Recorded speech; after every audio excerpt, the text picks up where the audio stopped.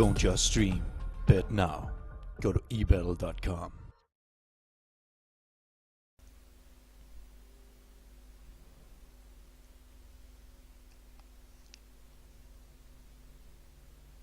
Hello and welcome everybody. This is HeflaTV here, casting for you on HeflaTV, and of course, yeah, after waiting like 20-25 minutes, what happens? No server found.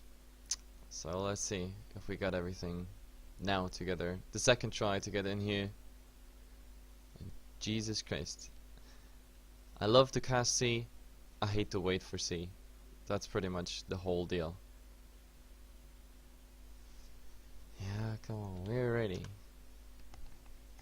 Go admin, go. Please. Please. So for those who have been asking in chat, by the way, Erudite, yes, it's pretty much stand-in gaming here right now, but it's a complete new roster. Like if you compare it on Join Dota, like pretty much none of them here in the roster fits the roster that's listed there. And as for Awake, I didn't even check them. But yeah, the official roster is Boom, Toy, Soloteg, Bangsa, Roti, and no CSM or not Notchm. I don't know how to pronounce this one, but well, I think everybody's here except for the Bangsa Roti. God, these names are horrible, but the problem is like their real names are even worse. Tithat Taravata Nakul. Okay, I go with the player names because they're way easier. But anyway, it seems like we are loading in. That's our second try to get finally this game going. Now please, tell me everybody's loading in. Okay, actually the players are already loaded in, which means only the spectators, but nobody cares about spectators because I'm in and that means we're going. So, new introduction, never mind me. Fuck this. Like I'm really fucking pissed right now.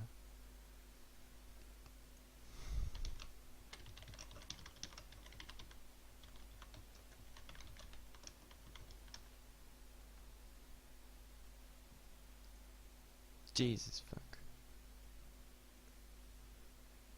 Who cares about other casters? Let's get in. Go boys. Oh.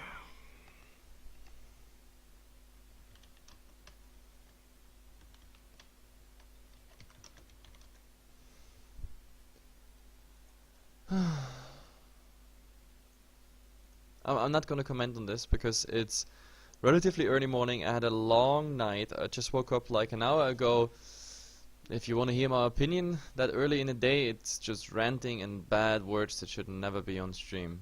So let's just look at that awesome Husker, Batrider and Shakiro loading screen while we are waiting for number 3.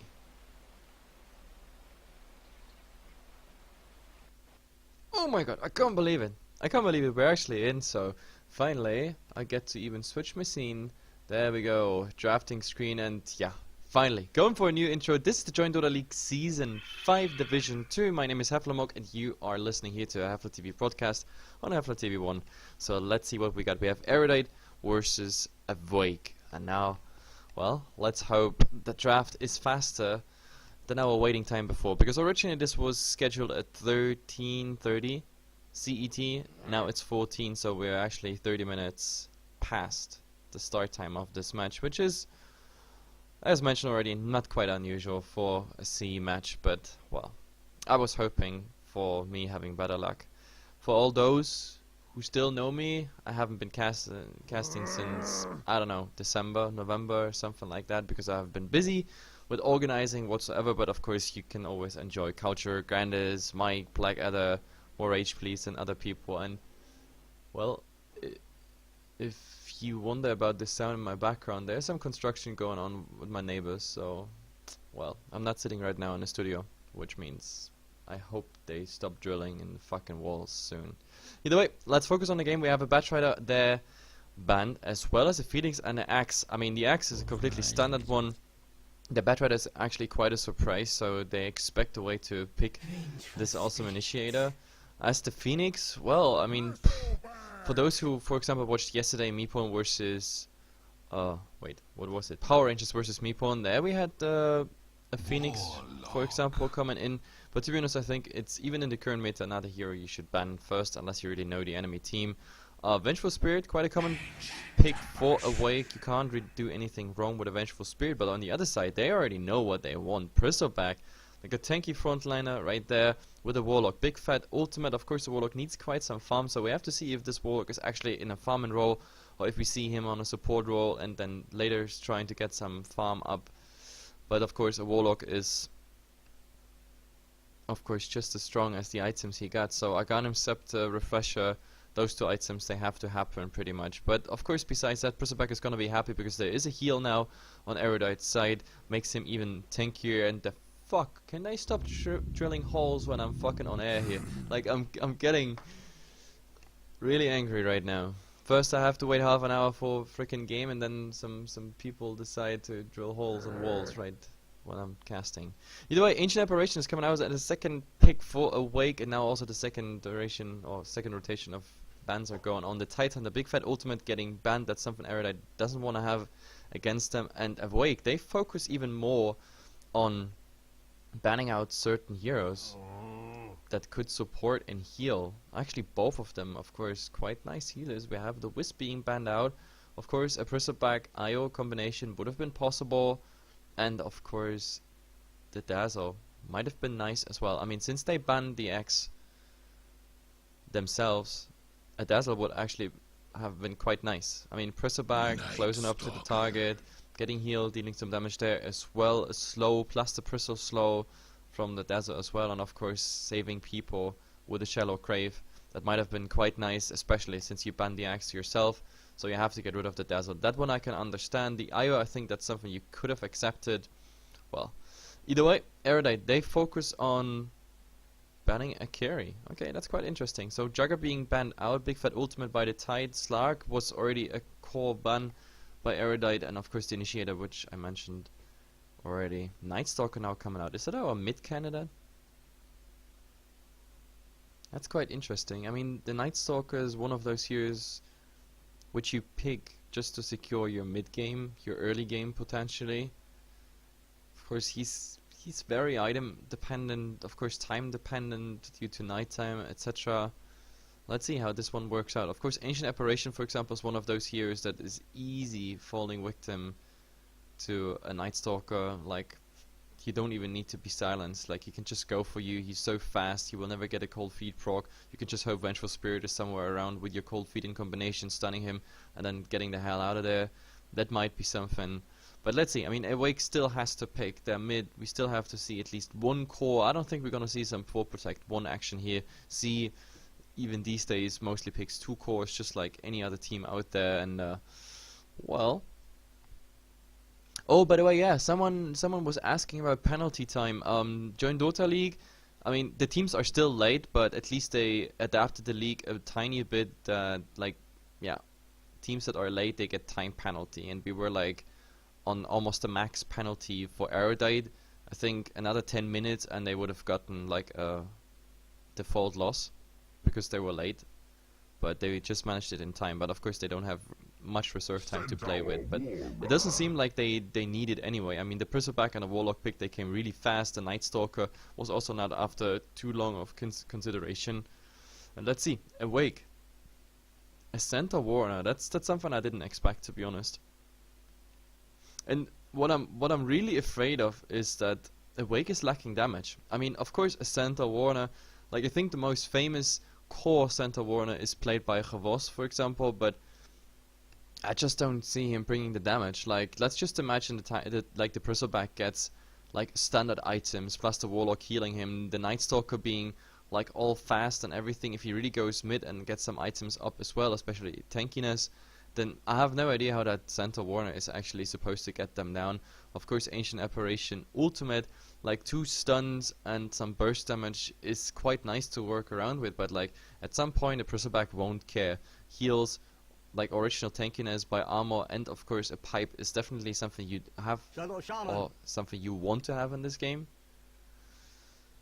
I just don't see it happening. So for Awake, I really crave at the moment for some some agility carry. Give us something that can actually do the damage, bringing them down. Shadow Shaman it is for now, for Erudite, so that brings a second big ultimate in there. I mean, they themselves, they banned out, like, for example, the Ravage, and they secured the Warlock for them, so that's one big fat ultimate. And now we have the wards as well. Of course, they're always good for pushing, for defense, as well as team fights, especially if you're somewhere in a narrow path or like in a really close area where you can't run away and you get like some hits of the wards.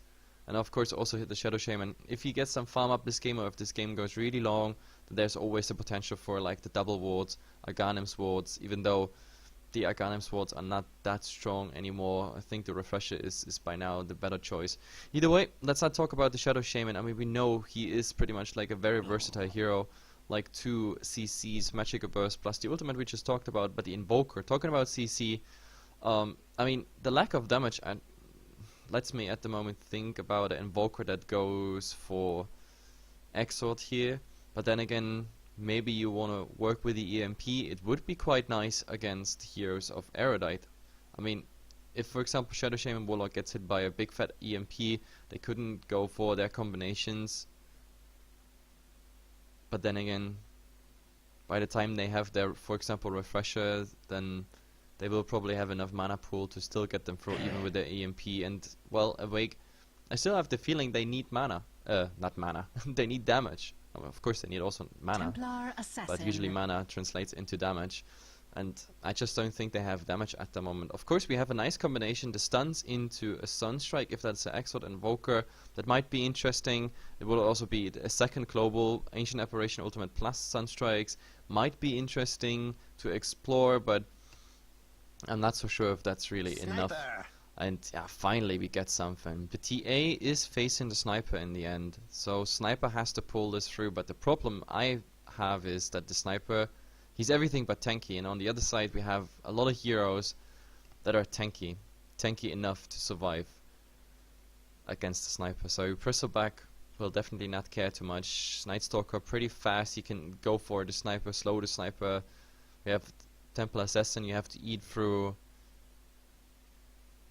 her refraction charges first. Of course, Shrapnel is quite nice against that, but still, I don't know, I have really a bad feeling. When it comes to draft, I think Erudite, if they get the idea through of like pushing this, getting the Bristleback in the front lines, the Night Stalker securing them some nice ganks in mid game, then I don't think the Sniper can actually pull this game in the right direction. But maybe I'm completely wrong, maybe it works out for Awake. But first of all, we're just gonna introduce the teams and let's see what we got here. As I said, Erudite complete new roster according to the admin. He had to confirm that like all the players are actually Erudite players. So we have Lee on the Night Stalker, we have Labby playing the Warlock, Tempus on the Shadow Shaman, we have Telix here on the Bristleback, and Green W on the Templar Assassin. On the other side we have, I think not everybody joined, 1, 2, 3, 4, 5, no, 1, 2, 3, 4, 5, yeah, actually all joined. So we have Toy playing the Sniper,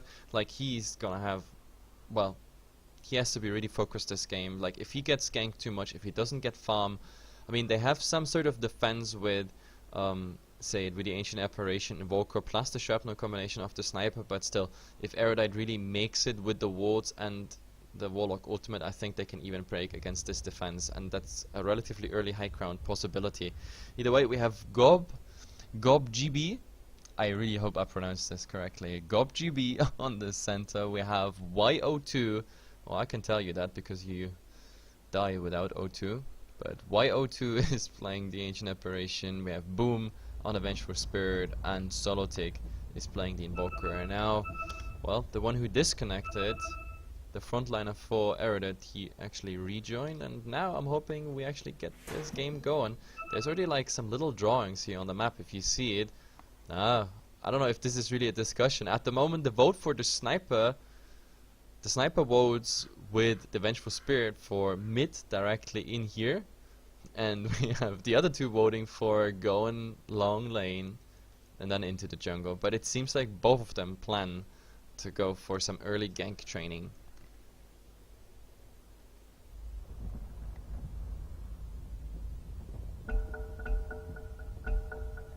So let's see. G. triple G, and my mouse is completely broken now, is it? Let's see.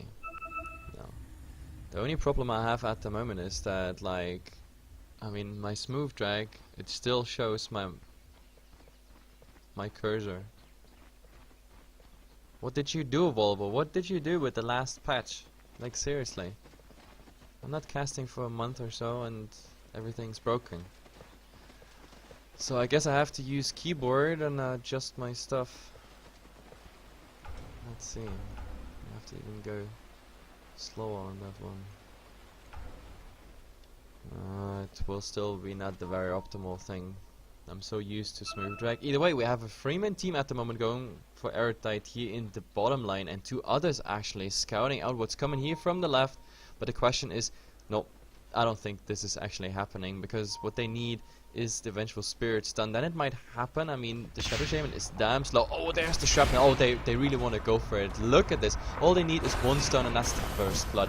Easy going. I mean, they gotta lose a lot of HP on at least 2 heroes, but, well, I guess that's worth the first blood. Like, at least 2 tangos, 3 tangos possibly for the center, and they restored all their HP, but, yep, first blood goes their way. And that's, yeah, easy. 429 gold.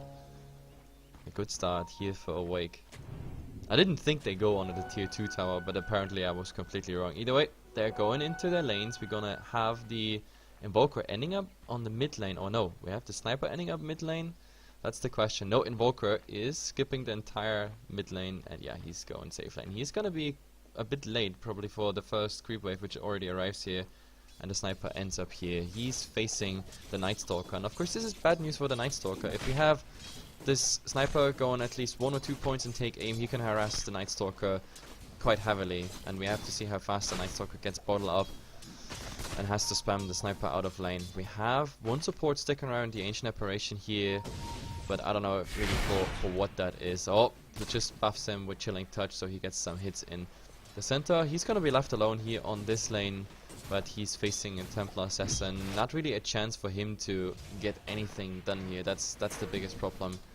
Refraction charges center, you don't really have means to get rid of them, so I don't think anything is gonna happen in that top lane. However, here bottom, that's gonna be interesting. I mean, we have damage over time or the heal by the Warlock. We have the Invoker ranged versus Prissaback melee. That's quite interesting. At the moment, the Vengeful Spirit is trying to get some harass in, but I think they still should be fine, because Priscilla is so tanky, he's gonna get healed by the Warlock. So lane presence should be there all the time. Of course, we have some D-ward attempts at the moment. Yeah, and he finds that ward. So the small camp is gonna be pulled the next full minute then. And in the mid, yeah, I think this is the best way to go for the Night Stalker, harassing the Sniper as much as you can. The Sniper as such, he doesn't have any regeneration left, no land, no bird, tangos whatsoever. Which means as soon as you have the mana for it, you just spam him with Void and try to get him out of lane. But we also have to see what the Sniper is going for at the moment. 300 HP, nothing's in the courier. So let's see where this one is going. Shaman doing some nice side pulls. I mean, the center is able to actually grab some XP here and there. The problem is he is not able to actually CS. I mean, 2 minutes into the game he only managed to get 4 CS. In the bottom lane it's 8-0 versus 8-5. So the Prissaback actually making like a good roll here in that bottom lane. In mid it's 8-5 versus the Sniper actually on 7-2. So the Night Stalker is doing well, even though the Sniper should be able to harass him all the time, but at the moment, nope, there's just a spam coming out. Sniper not really able to do much, and he's also, well, he's a bit unlucky. You see, it was twice in a row he just missed uphill on the creep. It's always unfortunate, but, well, that's how it is. Sometimes life just sucks. But it's the same for me. Uphill, X spins, Void backtracks, all the RNG factors in Dota, never on my side. The Invoker, well, I have to see. If the Invoker is left alone on this lane, is he actually in trouble? Or can he get in trouble? I mean, at the moment he has Tornado Cold Snap being picked up, and the AA is trying to do the side pulls, but, well, let's see. The Prissaback is already looking at it, and will he grab the entire stack, or will he just, yeah, take that small creep and then get away? That's more likely the case.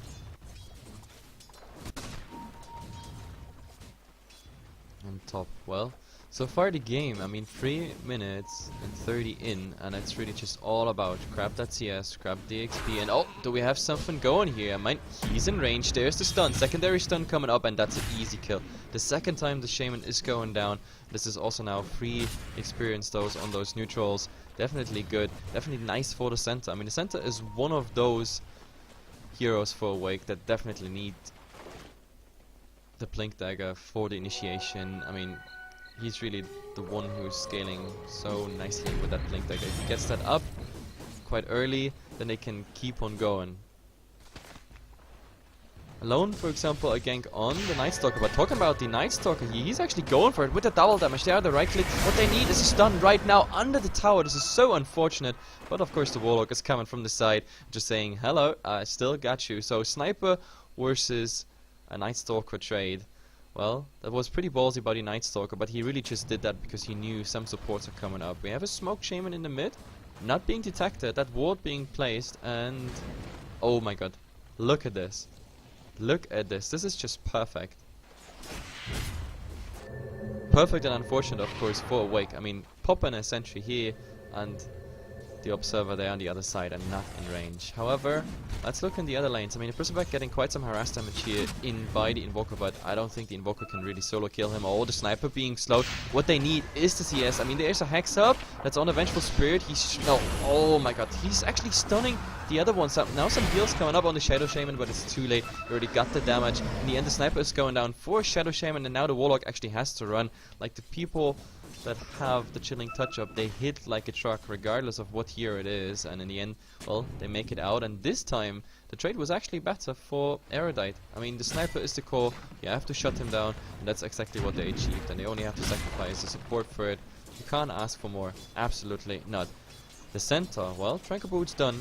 Oh, bottom. I was curious if he really wants to go for it, but at the moment, 3 stacks. If he dives the tower, he might still die, and no, he doesn't go for it. He still has Tango, stick charges, everything left, but he managed to get that Prismback out of lane. Now, the Night Stalker, what he's doing here, he's doing it directly under a ward, and he's just waiting. Yeah, he's just waiting for that rune. That's pretty much it, and he's going back to mid lane. It would have been nice on the Invoker, even though he could have just ghost walked away. There's no vision whatsoever except for this sentry ward, but if he was moving back, I don't think he could have killed him. 4 and 2, 6 minutes in. I'm curious when this center actually managed to get his Blink Dagger up, because with the Blink Dagger, like, just the Sniper having that level 1 355 damage, plus, of course, the double edge. Jump someone, double edge on him, that's easy going. And Erudite, they actually have the same thought as I am. Now they're stunned, there is no cold feet up, and now he's trying to run. It's nighttime.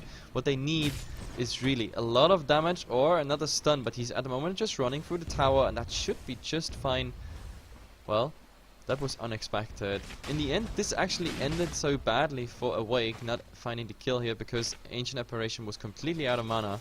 With Cold Feet plus the Vengeful Spirit Magic Missile, that might have been a proc, and of course consecutive kill. But now, oh my god, he's silenced. He doesn't even have the mana, but well, that's an easy kill.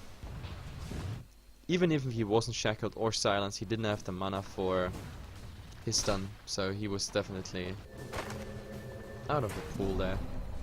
The end, Erudite, well, they find a good position. They also shut down that target that needs the Blink Dagger so badly, and well, we have a rotation here at bottom. The Prismback already stacking some cool sprays, and oh, the Night Stalker actually going in, but Jesus Christ, he's so low, and now look at all this damage here with the Chilling Touch as well. And the Prismback, well, he survives with 60 HP. Now he's sighted, and oh my god, Vengeful Spirit, kill secured. That was just a scouting wave of terror, but in the end, they were able to finish it off. I don't know, Erudite, they just made good trades top and mid, but this was some YOLO action here I really didn't get. The Night Stalker was on 200 something HP, and is jumping in just on that Invoker, and that was like Tornado, 1 right click, and that's it, with Chilling Touch, of course, empowered.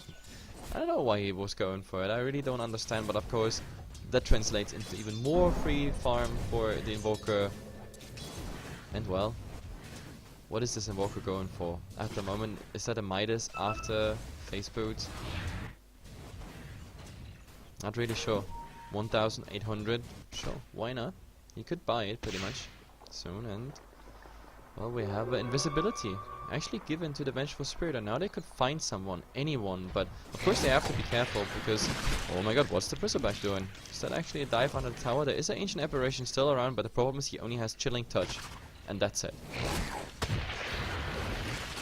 Oh, and the Invoker, you gotta be careful. 4 stacks of Quill Spray.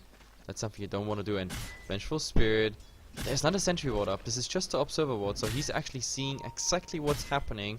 A stun, follow-up stun with Double Edge. Might be interesting. There's the first stun, second stun, and the Warlock ultimate is actually interrupting. They still find the kill, and now the ultimate is being used just to get away. And even the upheaval is not doing anything. There's a Shrapnel trying to slow them down. They still try to do something with the Golem. Actually, oh, that is a bad combination. Golem hitting you as well as the TA and the Night Stalker slowing you. There's another slow. There's even a silence now on the Sniper. There's another Void slowing him. The TA doesn't dive. He, in theory, could, but of course there is a Golem. You can't really turn this around, so this trade ends as, well, just temples on the Rasta for the Vengeful Spirit, and everything else remains. But the Invoker is here. Well, that EMP actually hits the Templar Assassin, but still protected from... Oh, never mind. There's the Golem assassination. Well, 100 gold. Why not? Why not? I mean, it's 100 gold. And this Sniper had everything but a good start, so you can just go for it. And now, oh, the Centaur being slowed here, trying to go in the other direction. There's still a Hex and a Shackle, but he's not using it. And I think this was a wise decision because the Sniper is already coming from the other side, so nope. That was definitely something you didn't want to go for. The Ancient Aberration finally was able to grab some XP here, and well, this is pretty good. Oh, there it is! The first ultimate already coming out with... Well, this is enough. This is absolutely enough. Look at this burst damage. Like, Bristleback, as tanky as he is, but the... Well, the unfortunate thing is, Chilling Touch is magical. So 2 targets hitting you with Chilling Touch, and I mean, everybody got their charges off except for the last charge on the Vengeful Spirit. That plus the impact of the ultimate magic missile damage, that's easy going on a Bristleback who doesn't have too much at the moment. I mean, HP wise, pretty much nothing. He really just got the HP regen, but well, that doesn't even help you if you get hit by the Ice Blast. So yep, nice kill. Unexpected for me, to be honest.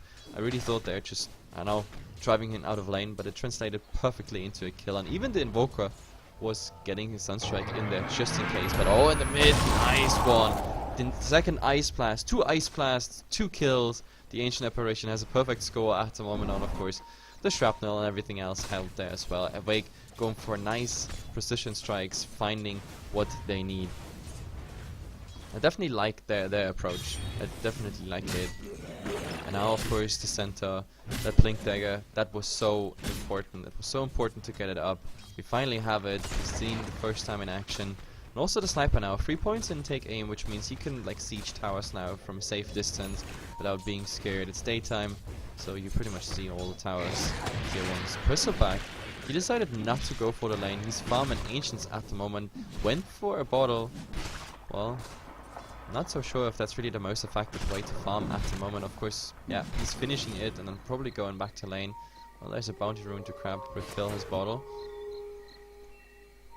Let's see. Shrapnel coming up. Well, hitting the Night Stalker, but he's just not risking it. It's nighttime. And you just don't want to go for it. And of course, this is the second nighttime of the game. And, oh, the Invoker. That's dangerous. That's really dangerous. What they need is the silence. They need the silence up. Well, the Void comes first. This is really bad news, but yeah, they have Dust, so he's slowed there, and all they need is damage. A second Void is needed, but I think they can easily dive the tower. There is no TP. Never mind. The ultimate. The Centaur ultimate. That's just perfect. And at the same time, the one who used the ultimate is now stunning the Warlock, and before Golem comes out, everything already happened. He is going down in the end, so that's beautifully played by Awake. Nice use of that ultimate. It even in the last second damaged that Warlock. Just finding him there. Really can't ask for more. That it means also tier 1 tower is going down. Some harass out on... Never mind. It was just a fake assassinate. This is actually bad for casters, guys. Like, you hear the Sniper assassinate sound and the first thing is you look for the target that's supposed to be assassinated, but nothing's really happening. But let's see. They didn't want to go on the sniper, but if they go on the sniper, this is bad news. There are 2 supports on the side who could retaliate any second. There's the first slow. And, well, Shrapnel's just buying stuff, but there, oh my god, he's stunned. There's an Ice Blast flying, so much damage. It's already enough just to kill him, but the sniper still has to go down since the TA joins the fight, and a nice shackle here on the Vengeful Spirit. That's a second kill. The tornado actually not hitting anyone, which means, yeah, this is pretty much the end of the fight, and Awake comes out as a loser here. It looked so good. It really looked so good. The sniper being the bait, like 2 people in there to jump, but, well, even the Ice Blast was just perfect and everything, but, well, the turnaround didn't really happen, and now you might even see some pressure on the tier 1 tower, even though there are enough people in the vicinity to just defend that. In the meantime, Ancient Apparition went super greedy. Hand of Midas, I mean, he had a good start. As soon as he hit level 6, everything ended, oh, never mind. Easy kill, drive-by shooting on the Night Stalker, and I can just continue my thought. I really think this is the right approach on the Ancient Apparition. He dinked level 6, he casted so far 3 Ice Blasts, and all 3 ended up in a kill, so you might as well just invest in that Midas and get your Arcanum Scepter really fast up. I mean, we're 40 minutes in, this is a support role Ancient Apparition who just got like 2 minutes on a lane before, and ever since made some nice action with the Ice Blast, and now he's really going ham on that gold. That's really nice, especially also for levels. I mean, he has been on lane now, is level 8, Midas rolling, which means we're gonna see a level 2 Ice Blast pretty much soon out of him. He's almost level 9.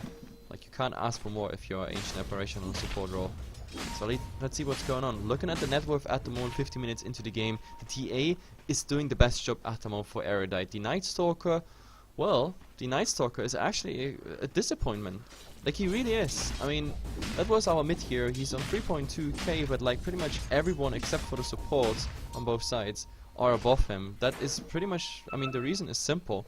He died in every engagement, even though they traded fine, but like someone else just benefited off it. That's the biggest problem. So the Night Stalker, he definitely has to find something, because in the end they need him.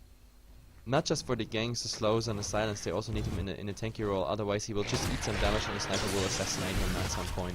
But let's see, some pressure here in the mid. Yeah, the first time in the game we're gonna see those Mass Serpent wards, and I don't think they will be able to defend it. I mean, they might be able to farm some of the wards, they still need 2 hits at this point, but Tower denied, that's the big question mark. There's no cliff, no nothing, and the Vengeful Spirit actually gets it, and oh, what a nice swap, but this was unfortunate. He actually swapped him out of the Ice Blast, so in the end, this was a bad play by the Vengeful Spirit. He should have waited the Ice Blast, then go for the swap, but the timing was unfortunate in the end. They want to turn around here top, and there is a slow on the center. He has, well, Blink Dagger. No, it's interrupted. It's right there, it's interrupted. Now the Ancient Apparition is coming in being slow, and the center is being silenced. Now the Ancient Apparition is going to be the scapegoat here. Yep, he's falling, and the question is, do we see more? There is nothing available on the roster, but who needs that anyway? Vengeful Spirit being the next target here, but I think that's pretty much the end now. Through a Shrapnel, you can't really get through. The roster is going down, just some residual damage, and look at the Warlock. I mean, even if he managed to heal himself there, that would have been an assassinate, and another Ghost Walk.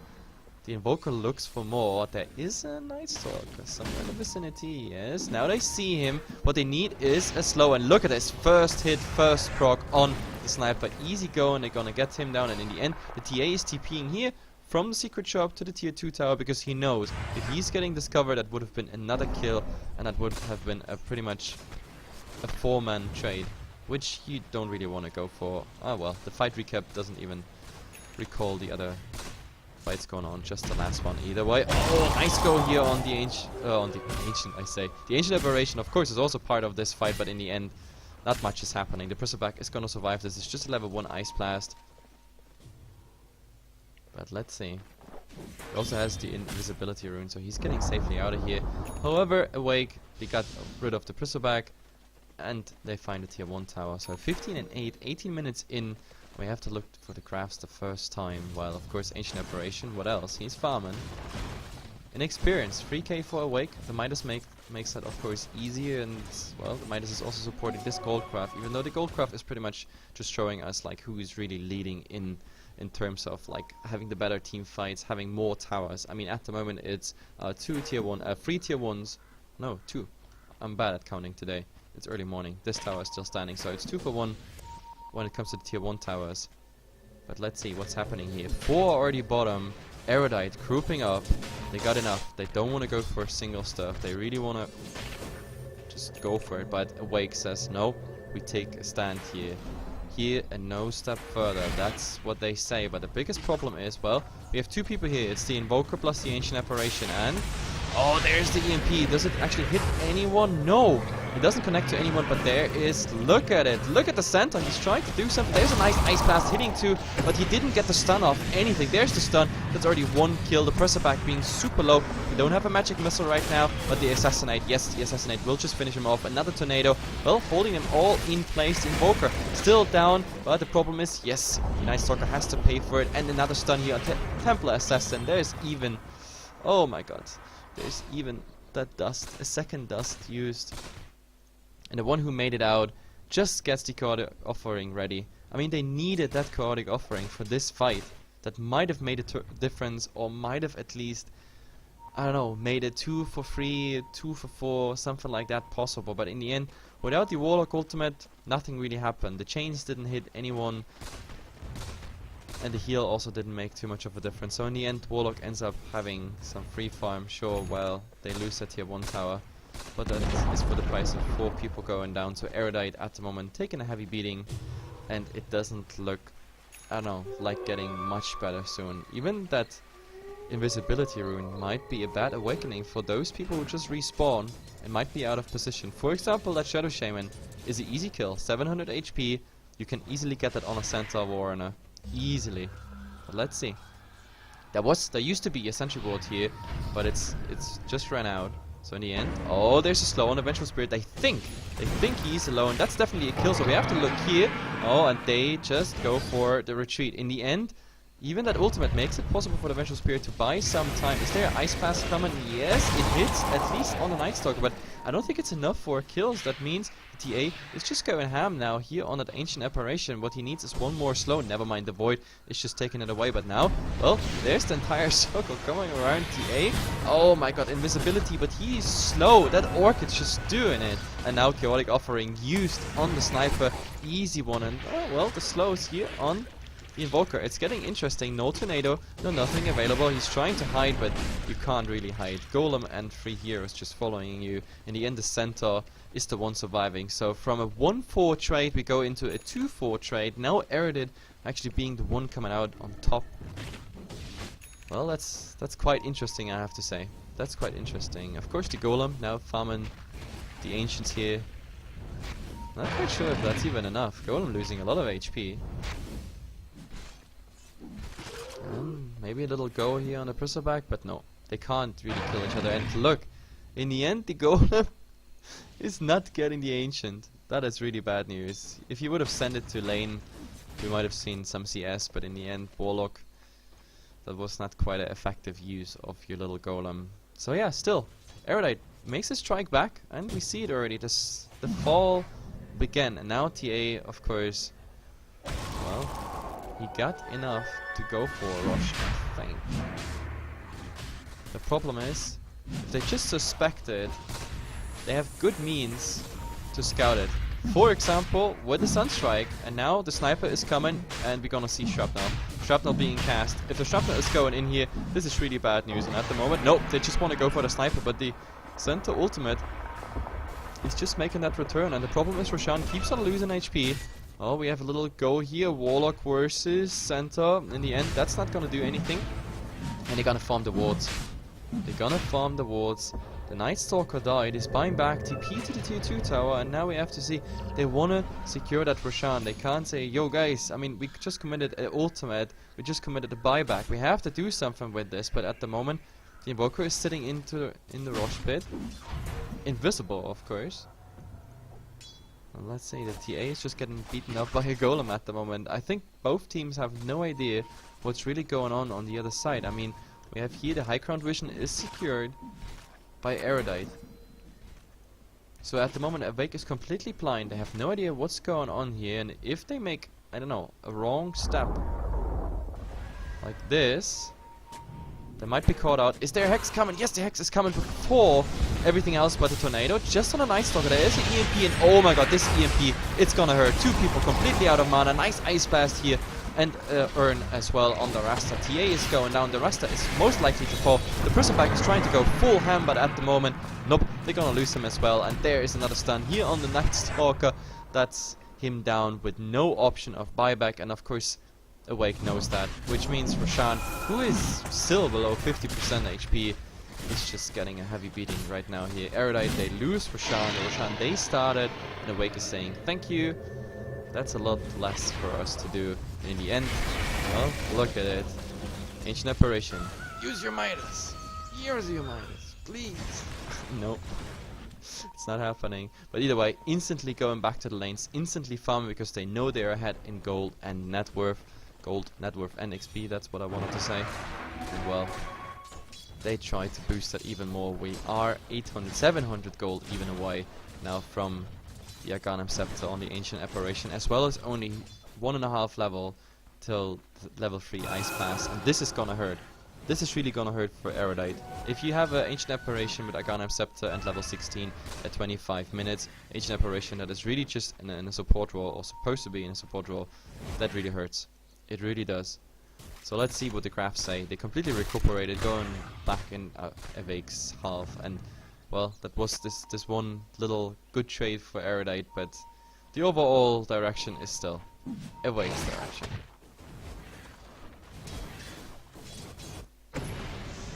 And TA, well, ever since that Blink Dagger, he never really used it. I mean, the Blink Dagger action, the only thing so far for the Blink Dagger action was to get into the Rosh Pit undetected, which they detected overall because they were like, yo, guys, they're just missing off the map. And the problem is he can't really escape with a Blink Dagger here because, I don't know, there's Shrapnel, there's Tornadoes, there's Ancient Apparition, damage over time, Wave of Terrors even just interrupting your Blink Dagger. I don't know, except for initiation, this Blink Dagger doesn't really do anything. I wish he had like his BKB ready, because with the BKB right now, he would be much better off in my opinion. But let's see, at the moment Erudite trying to put some pressure here with the Massive Wards on the tier 2 tower in the mid. There's a cliff available, and also a cliff available which has been used now in the bottom lane for the tier 2. The center is the only one actually coming here to the defense. The ward's ignoring him, they just go straight for the tower. In the end, the tower, well, it's not even ending up in the nigh range. Oh my god, Prismback being just killed off by that sniper. Sniper hitting from a safe range. And of course, Ancient Apparition and Vengeful Spirit make it work. So in the end, Erudite, they just traded a tier 2 tower and a Prismback for, well, 90% on another tier 2 tower in the mid, which they didn't even get down. So I don't know, they have to make better trades. And they also have to be careful. There's a center waiting with a Blink Dagger for anyone who wants to defend this tower. So Shadow Shaman, he can't even go anywhere close to this. Warlock, well, he has his ultimate, but the problem is their cores are down. And they just go for that tower. YOLO, last tier 2 tower down, now for Awake. So they also find themselves with a ton of gold from those towers. I mean, all outer towers down, their towers defended, 2 towers have been denied, having the kill lead, securing Roshan. You can't really ask for more. And now that sniper, safe range, plus protected by your Aegis, I think this is high ground. This is high ground unless Erudite really force a fight, and I think they have to. But look at this. Just look at this. The sniper, he doesn't care. Just YOLO, go for it. Still, no back to protection, no nothing. Tower is going down. Yes, tower is going down, and that's of course good news. Lifesteal on the sniper makes it even easier. And now I think they can just rinse and repeat this on the Medirex. And yes, we see it. Right away, sniper is going for it. Who cares about uphill misses? You can just slow siege this. Some random assassinates as well. And nothing's really happening. The Night Stalker trying to come from the side. He's undetected. What they need is a proper silence. And I guess the silence should be on the center. And oh, there's the initiation here on the wall. They want to get him, but I'm not sure if that's... Never mind. It is actually enough. The chaotic offering is coming out, but the whole initiation completely fails. Now there's the center ultimate. The Night Stalker being slowed here And, well, it's probably not enough damage, especially since the stun is not coming out. Oh my god, Shadow Shaman here. The Sunstrike is completely off, but the Assassinate. Boom! Headshot. And there we go. So, it's 2 already down, 2 without a buyback. You actually have to look at the buyback, perhaps, because, well, Midrex is down, and now the question is anyway, do you want a buyback even if you had it? You probably don't, and Awake knows that. They go for more. Yep, they go for more. They want to finish it right here. And 3 of them with the Warlock ultimate being down, a Warlock ultimate that didn't do anything, just go for more. I mean, range racks minimum, but at the moment, nope, they're gonna focus here on that melee racks. There's still no cliff available, so that's 2 laner racks down for Erudite. And let's see. Oh, well, at least the courier has been sniped, but I don't know if that's really worth it in the end. Well, he's gonna use that BKB and getting the hell out of here. The Ice Pass completely being off target. It's still, I think, glimpses the Night Stalker, but in the end, nice upheaval. But the sniper has been to the right, so he can just really shoot on everyone here now. And oh my god, Prissaback is being just down, and we have the Night Stalker still running around. The Assassinate, well, oh my god, the Rod of Aethys. Rod of Aethys, and that's the GG. It's actually quite hilarious to see a Night Stalker at the night, or in the night, being so slow. I mean, Nazagul, Rod of Aethys, the Ice Vortex, and the ultimate of the Centaur. Like, all these things could have slowed him down, and in the end he was pretty much, I don't know, grounded by Awake, brought to normal movement speed. But of course, movement speed wasn't the reason for Awake actually winning this. It was, I don't know, better team fights, efficient use of the map, a nice stolen Roshan, and I think this Roshan was the beginning of the end from there, and it just went downhill. Either way, guys, it's a best of 2 as usual in Join Dota, so Awake 1-0 ahead, and we're gonna see game number 2 in just a second.